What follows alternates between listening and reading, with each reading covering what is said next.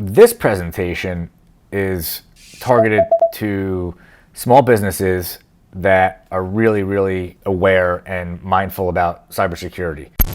So let me share a couple of cybersecurity stats with you. 84% of US organizations have reported phishing or ransomware security incidences in the last 12 months. Think about that, 84%. That's probably a low number, but it's definitely a very important number.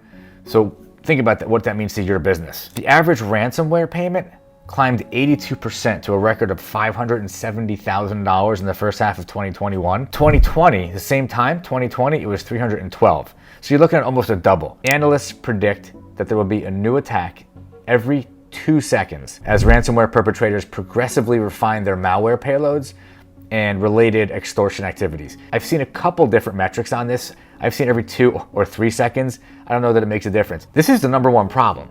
This is a number one problem for every business out there now. Look, it's such a serious problem that the government is teaming up with other governments to try and solve the problem. But as a business owner or a business leader, these statistics are like a pretty serious eye-opener. 78% of CEOs lack the confidence in their own company's cybersecurity posture. What are they doing about it? Phishing attacks account for more than 90% of reported security incidences. You're talking about essentially almost every single cyber attack being related to a phishing attack. The number of internet connected devices is expected to increase. This is a very cool statistic. From 31 billion in 2020 to 35 billion in 2021 and 75 billion in 2025. So if you think about that, why does that metric matter? The more connected devices there are, the more chance there is of a cybersecurity breach. There's so many ways that they can get into your company that it does make sense to be a little scared, right? I mean, when you really think about the magnitude of this, it's pretty major. As you might guess, the number one risk to every business, to every organization, is a cybersecurity breach. The thing is, a cybersecurity breach will shut your business down in a matter of minutes, and it does. Okay, and awareness and smart choices play a role. So let's talk about zero trust. It's actually not a brand new topic, a brand new term. The number one thing you need to understand about zero trust is it's a mindset. And what that mindset is you've got to assume there's a breach, right? So if you assume there's a breach, how are you going to react? So instead of assuming everything is safe, the zero trust model assumes there's a breach. Zero trust teaches us to never trust, always verify, which means putting things in place that are proactive rather than being reactive. Look, if you're going to get breached, let that breach have a minimal impact. Be down for less than a day. Don't have your production impacted. Don't have your revenue impacted. More importantly, don't have your customers' trust and faith in you and the service you deliver be tainted. And a zero trust model comes from that perspective. Assume there's a breach and act that way. The closer we get to a zero trust model, it shouldn't matter whether we're operating out of a garage, out of the cloud, or on a cruise ship. Like, it just doesn't matter. You've got the systems, you've got the processes, you've got the workflows, you've got it all in place because you have that mindset. There's 3 aspects to it. Okay, it's a plan, or it's to plan, to implement, and then to measure. So what's a plan? You build a business case that's focused on the outcomes that are most closely aligned with your organization's risks and strategic goals.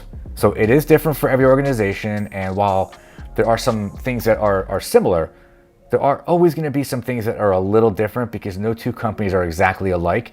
So that plan and that trusted advisor are very, very important. The implementation, you've got to create a multi-year strategy for your zero trust deployment, and you've got to prioritize early actions, and it's got to be based on your business needs. So what are you hearing in there? You're hearing that the implementation is an ongoing conversation.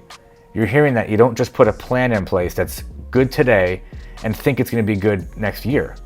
It has to change, and the implementation has to change based on what's happening in the business, in the marketplace, and certainly with the speed and the agility at which the cybersecurity criminals are moving at. And then you have to measure. Track the success of your zero trust deployment, right? What is that going to do? It's going to provide confidence that the implementation and the plan, that they're working. And if you need to make changes, if you need to tweak things, if you're seeing that you put these things in place and you're still having You're still seeing numbers, you're still seeing metrics that are not comfortable. That's the whole point. You pivot, you make a change, and you keep on doing it. Again, it's an ongoing process. Start small, okay? It's okay to start small. Do the basics. Take it one step at a time, but the key is take a step. Don't take no steps, and don't think that you need to go all in, because it's expensive. It is. So you can pace yourself. Start by aligning your zero trust investment to the current business needs. Focus on getting quick wins.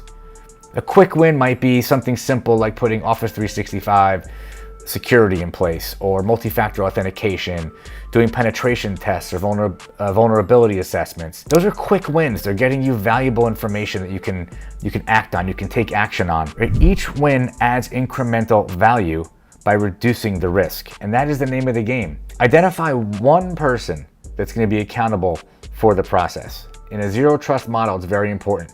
Too many cooks in the kitchen, too many opinions. This may not be the best thing to have a decision by committee. This is a decision that certainly requires possibly a team of people to be involved in the conversation, but somebody's got to be able to make a decision, and then somebody's got to be held accountable for that process. Otherwise, next thing you know, you've got a breach. Nobody knows what the process is to restore, what the business continuity process is, what the disaster recovery process is. So one person being accountable is extremely valuable, and it's an important part of this model. And most importantly, be committed to it. Do not let your guard down. Do not lower your budget. It happens to everybody. Doesn't matter how big or how small your company is. Take it seriously. It will happen to you. Zero trust and that mentality is definitely the way to go. And I hope this was helpful, and I hope it delivered value. If you want to find out more about how we can help you with your IT, with your technology, with your cybersecurity, click the link down below, schedule a free consultation. We'd love to speak with you.